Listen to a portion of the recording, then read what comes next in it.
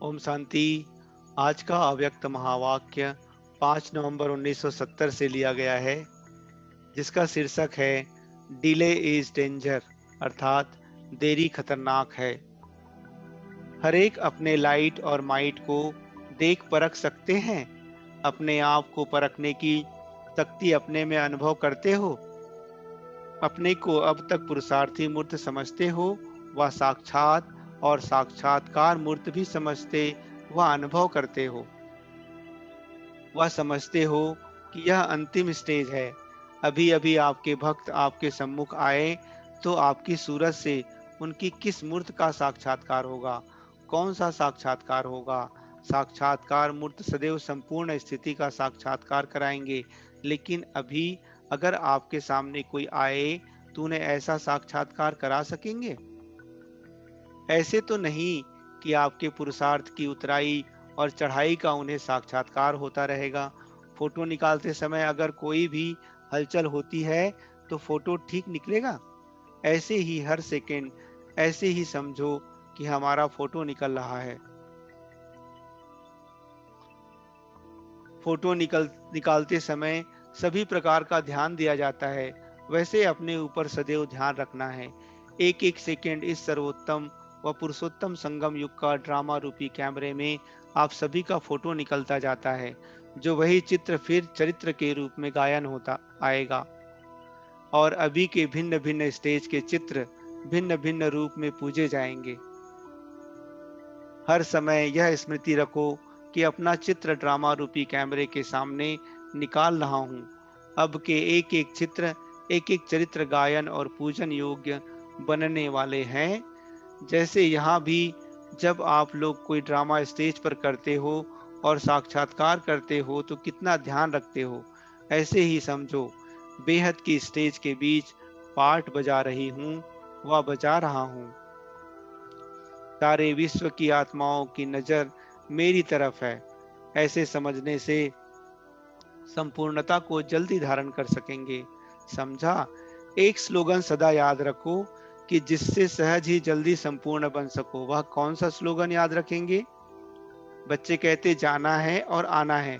यह तो ठीक है, लेकिन जाना कैसे है? संपूर्ण होकर जाना है, वह ऐसे ही। इसके लिए क्या याद रखना? Delay is danger. अगर कोई भी बात में देरी की तो राज भाग के अधिकार में इतनी देरी पड़ जाएगी। इसलिए यह सदैव याद रखो कि वर्तमान समय के प्रमाण एक सेकंड भी डिले नहीं करनी है। आजकल कंप्लीट अर्थात संपूर्ण कर्मातीत बनने के लिए पुरुषार्थ करते करते मुख्य एक कंप्लेंट समय प्रति समय सभी की निकलती है। चाहते हैं कंप्लीट होना, लेकिन वह कंप्लीट होने नहीं देती। वह कौन सी कंप्लेन है? व्यर्थ संकल्पों की। कंप्लीट बनने में व्यर्थ संकल्पों के तूफान विघ्न डालते हैं। यह मेजोरिटी की कंप्लेन है। अब इसको मिटाने के लिए आज युक्ति बताते हैं। मन की व्यर्थ संकल्पों की कंप्लेन कैसे पूरी होगी? याद की यात्रा तो मुख्य बात है, लेकिन इसके लिए भिन्न भिन्न युक्तियां हैं। वह कौन सी? जो बड़े आदमी होते हैं उन्हों के पास अपने हर समय की अपॉइंटमेंट की डायरी बनी हुई होती है। एक एक घंटा उन्हों का फिक्स होता है। ऐसे आप भी बड़े ते बड़े हो ना, तो रोज अमृत वेले सारे दिन की अपनी अपॉइंटमेंट की डायरी बनाओ। अगर अपने मन को हर समय अपॉइंटमेंट अर्थात नियुक्ति में बिजी रखेंगे तो बीच में व्यर्थ संकल्प समय नहीं ले सकेंगे। अपॉइंटमेंट से फ्री रहते हो तब व्यर्थ संकल्प समय ले लेते हैं। तो समय की बुकिंग करने का तरीका सीखो। अपने आप की अपॉइंटमेंट खुद ही बनाओ कि आज सारे दिन में क्या क्या करना है, फिर समय सफल हो जाएगा। मन को किसमें अपॉइंट अर्थात नियुक्त करना है, इसके लिए 4 बातें बताई हैं। पहला मिलन, दूसरा वर्णन, तीसरा मगन और चौथा लगन। लगन लगाने में भी समय बहुत जाता है ना? तो मगन की अवस्था में कम रहते हैं। इसलिए लगन, मगन, मिलन और वर्णन। वर्णन है सर्विस, मिलन है रूह रूहान करना। बाप दादा से मिलते हैं ना, तो इन 4 बातों में अपने समय को फिक्स करो। अगर रोज की अपनी दिनचर्या फिक्स करने के लिए अपॉइंटमेंट सारे समय की फिक्स होगी, तो बीच में व्यर्थ संकल्पों को डिस्टर्ब करने का समय ही नहीं मिलेगा।